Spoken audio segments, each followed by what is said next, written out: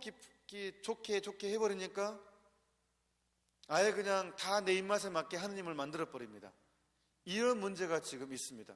그리고 마치 지금은 이게 더 발전해가지고 십계명을 율법주의라고 생각을 해버려요. 십계명 강조하면 율법주의다, 율법이다.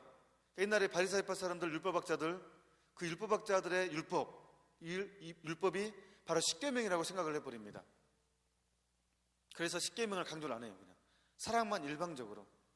그리고 그래서 죄를 이야기하거나 계명 이야기하면 엄격한 것처럼 엄격한 신앙생활을 요구하는 것으로 취급해버립니다. 이게 오늘날의 열매 없는 신앙생활의 가장 큰 원인입니다. 신앙생활을 하지만 열매가 없어요. 열매가. 바로 이 점 때문에 그렇습니다. 사랑만 일방적으로 강조하고 어떤 내가 마땅히 해야 될 의무는 사랑에 그냥 포함시켜가지고 빼버렸습니다. 실제로 교황 요한 바로 2세께서 폴란드를 방문하셨을 때 교황님도 이런 경험을 하면서 당황해합니다. 희망의 문턱을 넘어 70쪽에 보면 이런 교황님의 고백이 나옵니다.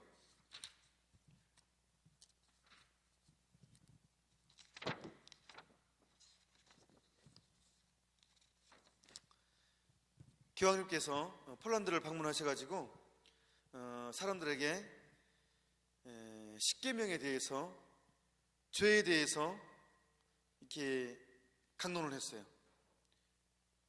그러니까 사람들이 굉장히 당황해하면서 교황님 표현으로는 제가 마치 불쾌한 기피 인물처럼 되고 말았습니다. 사람들이 싫어한다는 거예요.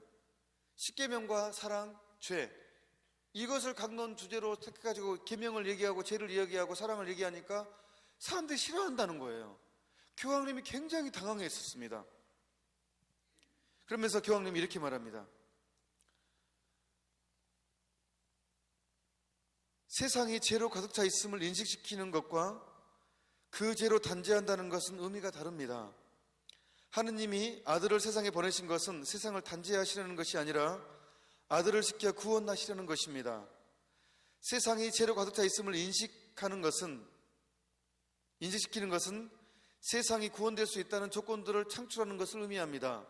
물려받은 죄를 포함하여 원죄를 의미합니다. 원죄를 포함하여 우리 자신의 죄를 인식하는 일은 구원의 첫째 조건입니다. 두 번째 조건은 하느님 앞에서 이 죄를 고백하는 것입니다. 구원의 첫 번째 조건은 우리의 목적은 구원이잖아요. 근데 구원의 첫 번째 조건은 우리 죄를 인식하는 것, 원죄를 포함해서 내가 지은 죄를 인식하는 것이고, 두 번째 조건은 그 죄를 고백하는 거라 그랬어요. 십계명에 대한 개념이 돼야 그 죄를 고백할 수가 있죠. 죄 고백이라는 것은 십계명에 비춰봤을 때 내 양심 성찰을 십계명에 비춰서 하는 것입니다. 그러니까 십계명을 강조를 하지 않으면 그 죄 고백이 될 수가 없는 거예요. 죄 고백을 할 수가 없습니다. 십계명을 하지 않으면.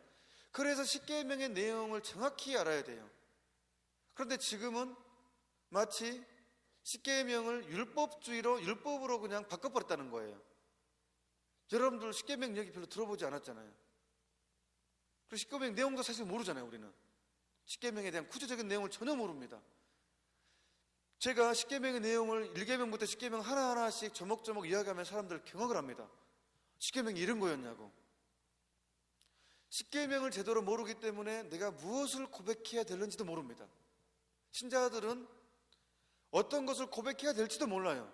단지 주일미사 빠진 것만, 그게 죄니까 그것도 죄라고 생각해서 제 고백성사 보는 것이 아니라 내가 동의는 하지 않지만 그냥 고백성사 보라니까 약간 껄쩍지근해서 보는 것 수준, 이리 돼버리는 거예요. 그러니까 십계명을 모르면 진정한 고백을 할 수가 없는 거예요. 그래서 십계명을 우리는 알아야 돼요.